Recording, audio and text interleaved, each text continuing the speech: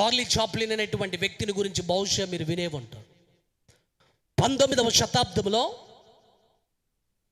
England దేశంలో ఒక మంచి కామిక్ యాక్టర్గా, ఫిల్మ్ మేకర్గా పేరు పొంది. ఆయన అంటాడు, ఒక్కరోజు నవ్వకపోతే ఆ రోజంతా ఏమైపోయినట్ట, వృధా అయిపోయినట్టు. చాలా చక్కగా నవ్విస్తాడు ఆయన. మాటలు లేవు, ఓన్లీ యాక్షన్. చేతిలో స్లాబ్ స్టిక్ ఒకటి ఉంటుంది, పైన క్యాప్ ఒకటి పెడతాడు. మాటలు లేకుండా యాక్షన్తోనే ప్రజలందరినీ కూడా కడుపుబ్బ నవ్విస్తాడు.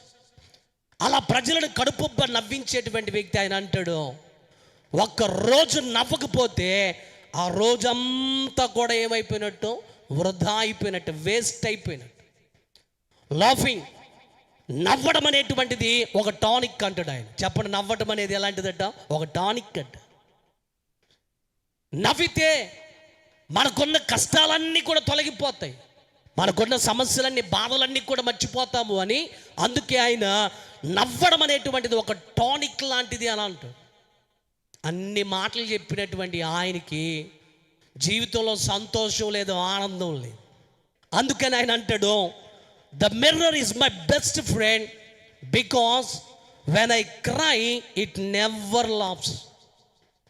ఎందుకు అద్దము నాకు మంచి స్నేహితుడంటే, నేను ఏడ్చినప్పుడు నన్ను చూసి నవ్వనిది ఏదైనా ఉంది అని అంటే అది ఎవరో, నా అద్దమే అని అంట. ఎందుకో తెలుసా? ప్రజలందరినీ నేను నవ్విస్తాను, ప్రజలందరినీ నా హావభావాలతో కడుపు చెక్కలయ్యేలా నవ్విస్తాను. కానీ నా జీవితంలో ఆ నవ్వు లేదు, నా జీవితంలో ఆ సంతోషం లేదు. అభిమానులు ఉన్నారు, నా జీవితంలో అలాంటి సంతోషం లేక నా అద్దం ఎదుట నిలవబడి నేను ఏడుస్తాను. ఎందుకు అనంటే, మనుషుల ముందు ఏడిస్తే నన్ను చూసి నవ్వుతారేమో కాబట్టి అద్దము ముందు నేను నిలవబడి ఏడుస్తాను. కారణం ఏంటంటే, నేను ఏడుస్తున్నప్పుడు అది చూసి నన్ను ఏం చేయదు, నవ్వదు అను. ఎంతమంది లేరు చెప్పండి, ఇలాగున అన్నీ ఉన్నా మనసులో సంతోషం లేక, జీవితంలో ఆనందం లేక బ్రతికేటువంటి వారు ఎంతోమంది ఉన్నారు. అయితే ప్రభు బిడ్డలైనటువంటి మనము ప్రభువును నమ్ముకున్నాం. రక్షణ ఆనందాన్ని, రక్షణ సంతోషాన్ని ప్రభువు మనకు అనుగ్రహించాడు.